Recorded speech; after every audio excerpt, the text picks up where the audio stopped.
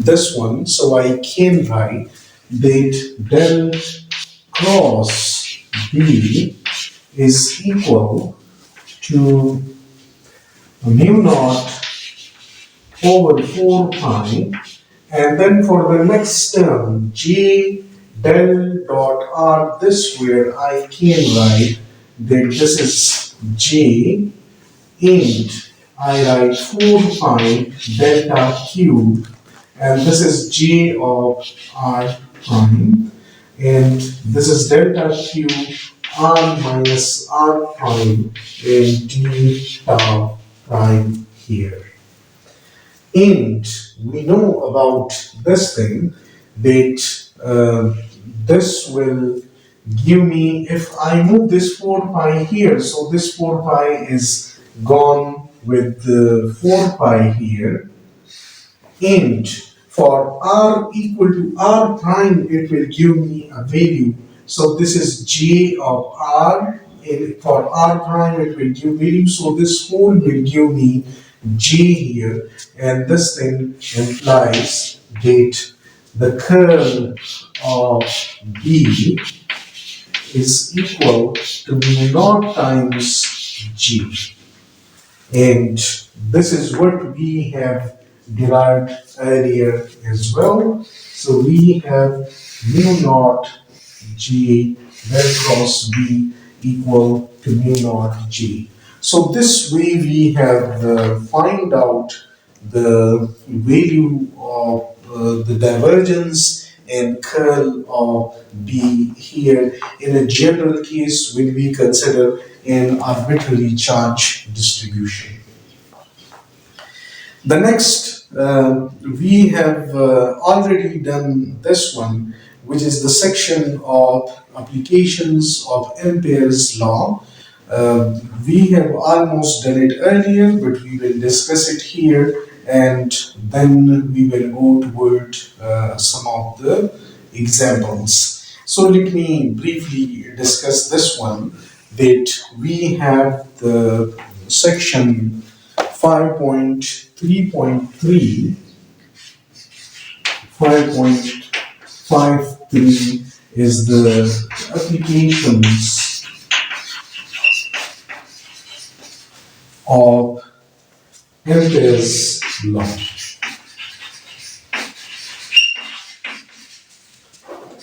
The applications of Ampere's law.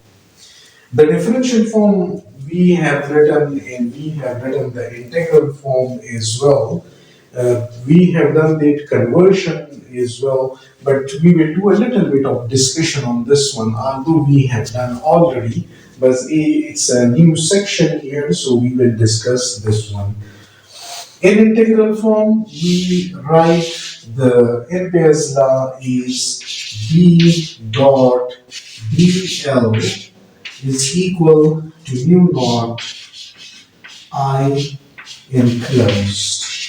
This is the integral form.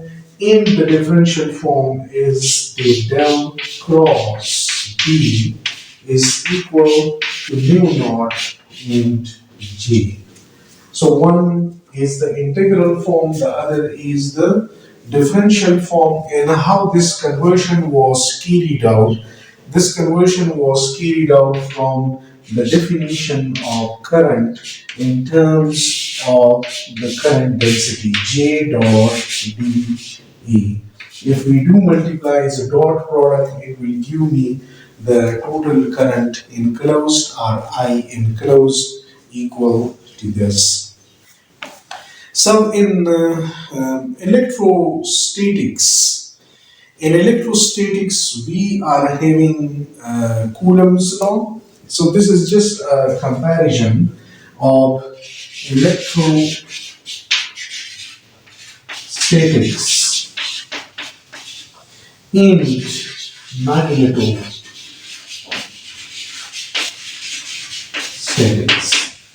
So the electrostatics and magnetostatics, we were having in electrostatics, the source is charge, and here we are having the source is current. Then we were having there the charge interaction was studied with the help of Coulomb's law. And here the current interaction is can be studied with the help of Biot law.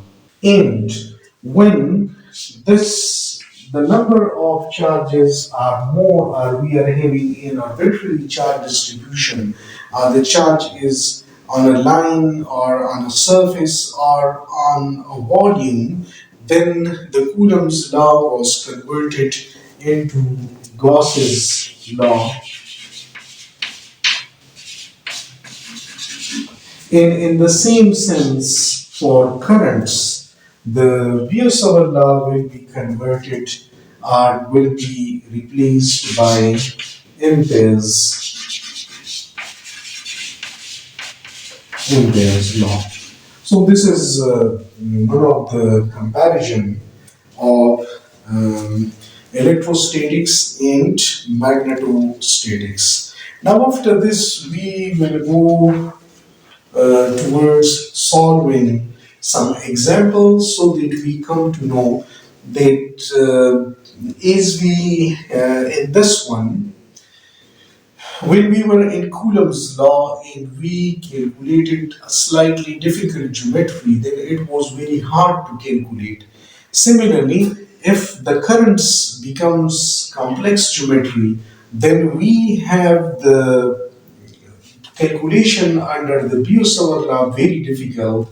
And as the problem in electrostatic was eased by the Gauss's law, like we did it for different symmetries, like for a line we consider a cylindrical Gaussian surface, for a sphere a spherical Gaussian surface. Similarly, for a sheet of charges we consider a pillbox or box type structure. So this the same thing. We use some symmetry here in Ampere's law as well. So Ampere's law is also in ease just like Gauss's law there. And we will solve some examples like example 5.7, 5.8, 5.9, and one bit lengthy example of 5.10 here. So these four examples we will solve one by one. So let's start with the examples, and here out of the four examples we are having the first example, and the example statement is this is 5.7. Find the magnetic field at distance s from a long straight wire carrying a steady current I. So we will have to find out the magnetic field at a distance s from this wire. The same exercise we have solved in example 5.5, where we use the Biot law. And here we will use the Ampere's law, and you will see that how easy it is with the help of Ampere's law to find out this field. So we consider at the same distance as we consider in imperial loop. As the current is going this way, so the magnetic field is going around it, and we are considering we want to calculate this magnetic field. Now the magnetic field is circumferential and it is along the imperial loop that we are considering. So I can write the Ampere's law. The Ampere's law is integral on a closed path B dot dl is equal to mu naught and I enclosed. Now we see that the enclosed current is I because this imperial loop is enclosing this current. So I can write that this implies what about B and DL?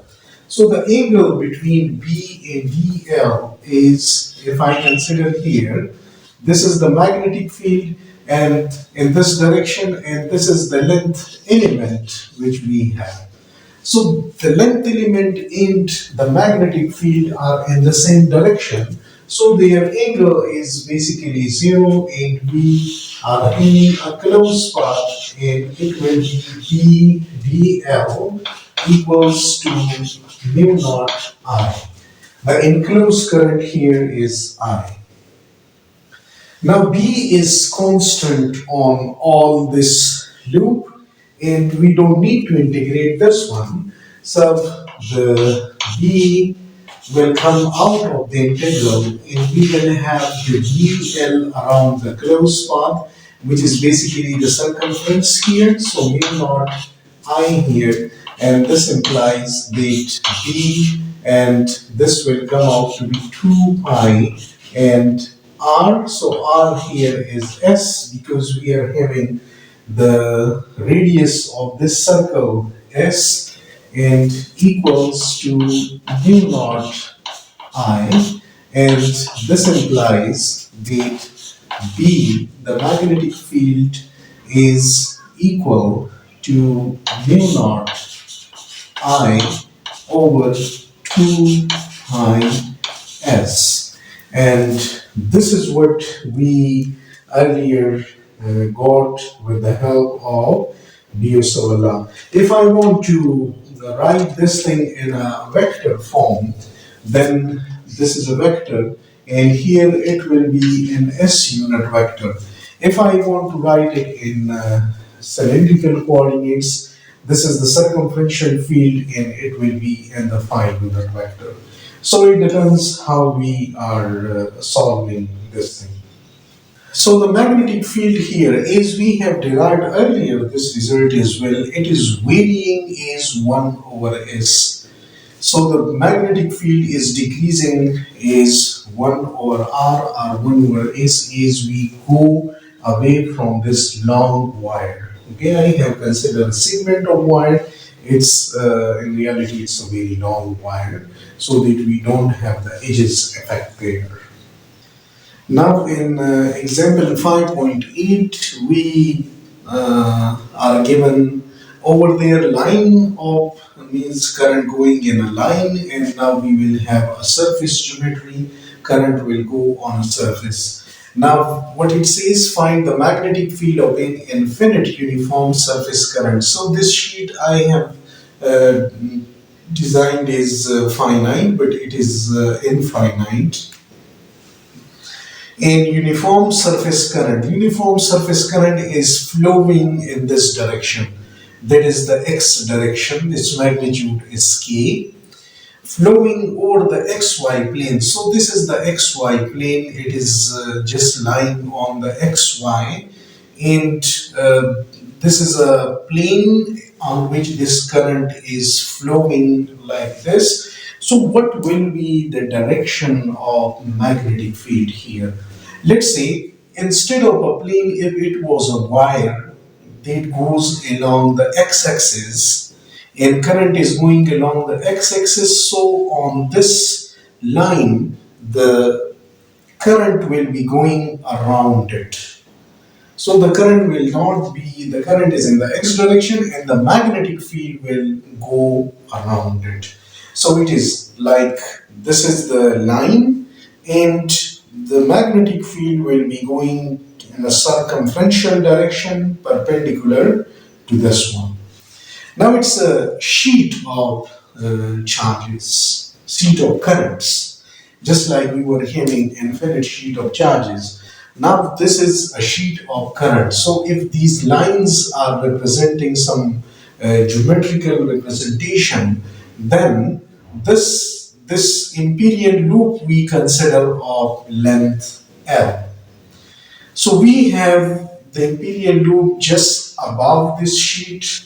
Current is going, let's say current is going in this direction, and this sheet, and this is the z-axis, this is the x-axis, and this is the y-axis. So current going this way, so the magnetic field, one is going this in the y direction here, and then big in this direction. So we have the magnetic field going this way and then here. Now this imperial loop is basically just above and below the sheet. So it is having no z component at all. This is just to enclose this sheet. Sheet is two-dimensional. So if we consider its width, then its width is so small, which is negligible, or we say that this side of the thickness will cancel the other side of the thickness along the z-axis. So as we are now convinced about the direction of the magnetic field, so let me go to the Biot law, the Ampere's law, which is the solution will be the integral on a closed path B dot dl is equal to mu naught and I enclosed. So what about the angle between the B and dl?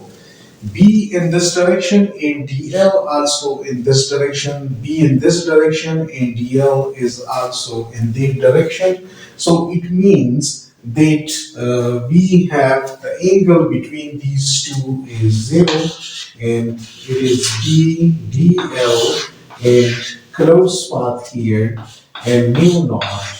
What about the I enclosed? I enclosed will be current times that cross-sectional length we have here. So it will be K times this and it will be Kx dot the length. So we have this is K times I here with this. So this is the the enclosed current is Kx times the length, and that is K times I here.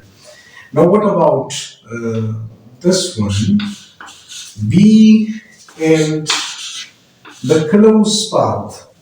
So the loop is going around. It's a box type. So it is just above and below. So it is covering length L this way and this way. So this is 2 times L. And here we will have, okay, this is K times L here. So we have this mu naught and K times L. So this is, the L is cancelling with L here, and we got that B is equal to, so this is B equals mu naught K divided by 2. And when it comes toward the direction, so we are having two possible direction here, one above the loop, one above the sheet and the other below the sheet. So I can write that B vector is equal to, I can write this, that if this is plus mu naught K over 2, then this is plus and it is in this direction. We have in the z less than 0 here. So it depends which one we want to write. So we want to write plus y direction and plus y direction along the y-axis. So this is along the y-axis, and we have this thing for z, which is below the sheet, and z less than 0, z negative. It is below the sheet. The sheet is on the xy plane. Above the sheet is z positive. Below the sheet is z negative.